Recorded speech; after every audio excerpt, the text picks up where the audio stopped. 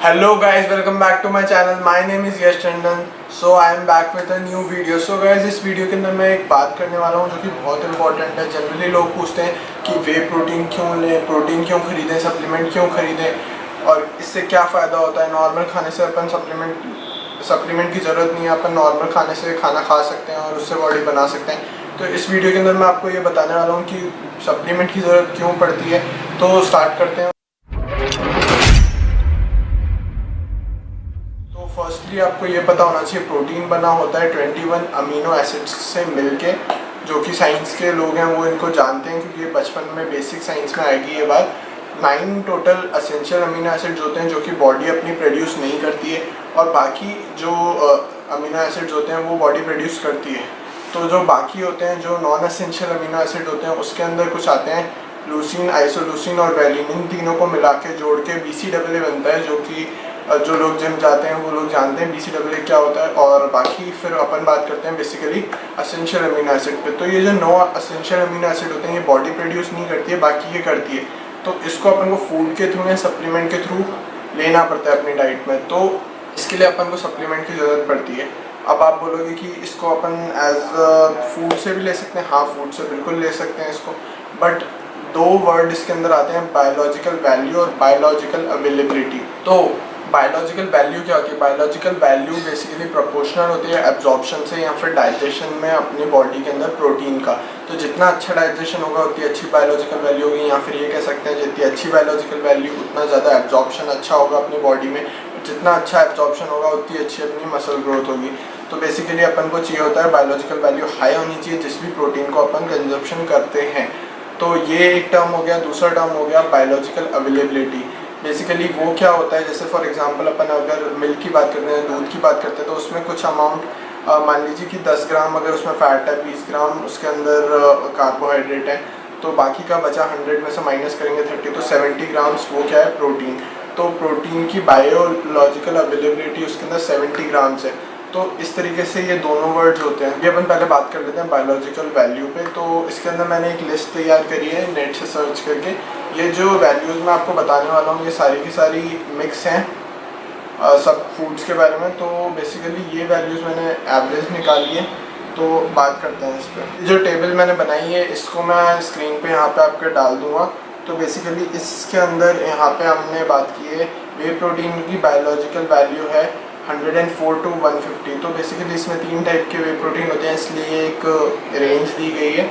और second, egg के अंदर 100 ग्राम होती है, मिल्क में 90 ग्राम्स होती है, पनीर में 84 ग्राम्स होती है, फिश में 80, मीट में 78, सोयाबीन में 73, नट्स में 68, होल व्हीट में 64 और बीन्स में 56. तो इसके अंदर आप इतना समझे होंगे जो मैंने ये बायोलॉजिकल वैल्यूज़ बताई हैं. इसके अंदर मेन बात समझने की ये है कि ये जो वैल्यूज़ हैं इसमें सबसे ज़्यादा वे प्रोटीन के जो कि सप्लीमेंट है.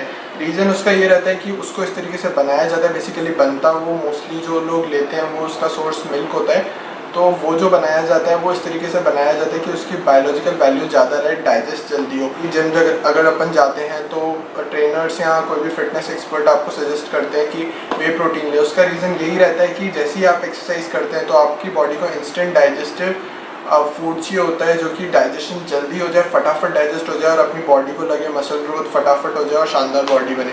तो उसके लिए ये लोग बायोलॉजिकल वैल्यू अच्छी करने के लिए ये वे प्रोटीन यूज़ करते हैं.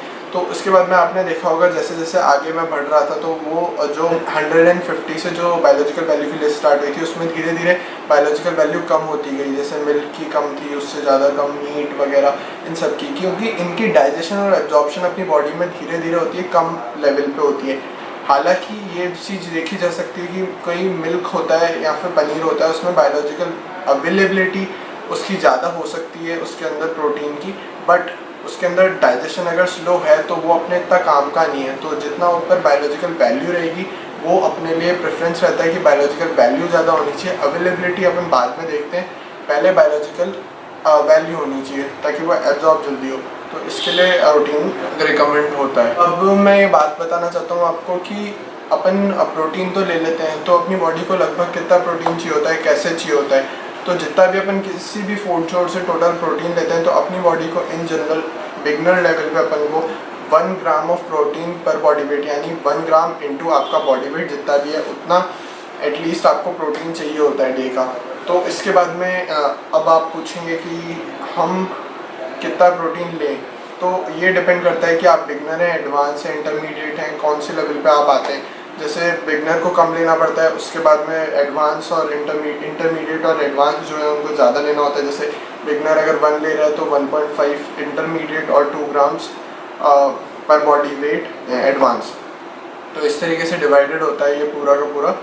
तो ऐसे अपन को प्रोटीन लेना होता है। पर अगर आप ज़्यादा प्रोटीन लेते हैं तो वो बेसिकली वेस्ट होता है। वो क्या होता है, एक्सक्रीट आउट हो जाता है। जैसे कि अपन ने सुना होगा कि अपन रोटी ज़्यादा खाते हैं तो अपनी बॉडी में फ़ैट आ जाता है। कार्बोहाइड्रेट और फैट्स यानी जो आलमंड से अपन को फ़ैट मिलता है, न्यूट्रिशन उसकी बात कर रहा हूँ मैं, मिनरल की। तो बेसिकली जो फ़ैट है वो, और आप कार्बोहाइड्रेट ज़्यादा खाते हैं तो वो बेसिकली स्टोर होता है आपकी बॉडी में ग्लाइकोजन के फॉर्म में, फ़ैट के फॉर्म में, या फिर किसी भी फॉर्म में आपके बॉडी पे वो स्टोर हो जाएगा। बट प्रोटीन वो एक्सक्रीट आउट हो जाएगा, वो सारा वेस्ट हो जाएगा। तो जितना ज़रूरत होती है उतना ही बॉडी एब्जॉर्ब करती है, बाकी फेंक देती है। तो उसका एब्जॉर्प्शन उतना ही काम में आता है अपने। तो अंदर मैंने नॉन एसेंशियल अमीनो एसिड में BCAA की बात की है। अगर आपको इसके बारे में भी डिटेल वीडियो चाहिए तो आप कमेंट सेक्शन में मेरे को बताएं और मैं उस पर भी वीडियो बनाऊंगा। So guys, thank you for watching this video till the end. I hope you learned something new. If you did, please subscribe to my YouTube channel. Hit the like button on this video and share this with your friend जिनको भी इसकी ज़रूरत है। और I will see you in the next video. Till then, stay fit, stay happy. Now I'm thinking might have caught the June blues. Yeah, I wanna drown myself inside the